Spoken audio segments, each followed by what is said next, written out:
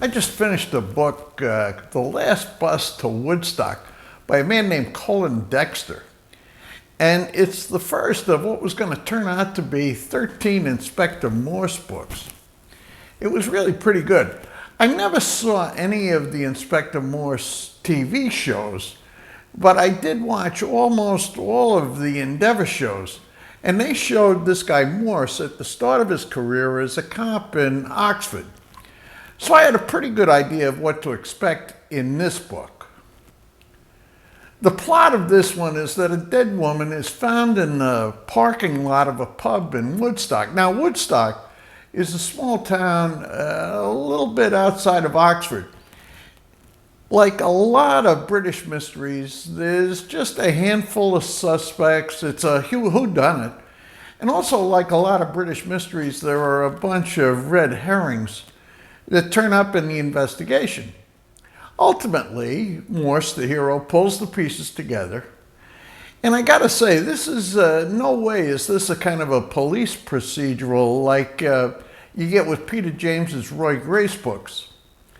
It's more in the line of Agatha Christie or P.D. James. The thing that makes the book interesting and somewhat unique is the picture that Dexter paints of Morse. Morse, as you'd expect, is relentless in terms of solving the mystery. His personality is definitely on, I'll call it, eccentric side.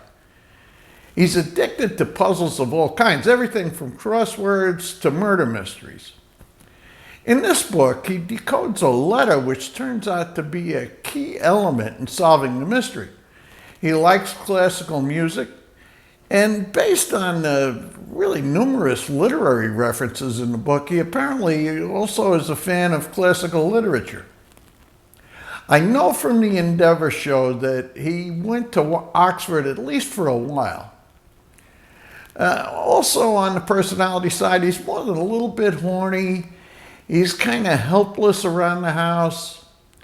And based on the way he treats his assistant, a guy named Lewis, he turns out to be pretty miserable to work for and with. Maybe he's a little bit of a nerd, but of course he ends up getting the job done. He's a little bit like Hercule Poirot in terms of being cerebral, but without all of, or any of Poirot's really annoying little mannerisms. He's not at all like Miss Marple. And you know, she solves murders by always finding things that remind her of something in her little village of St. Mary Mead. I have to say, I think Morse really comes closest to Adam Dalgliesh, and that's the P.D. James character. They're both a little cold, both focused completely on solving the crimes they've got, and they both have side interests. In Dalglish's case, it's writing poetry, where Morse is much more locked in on puzzle solving.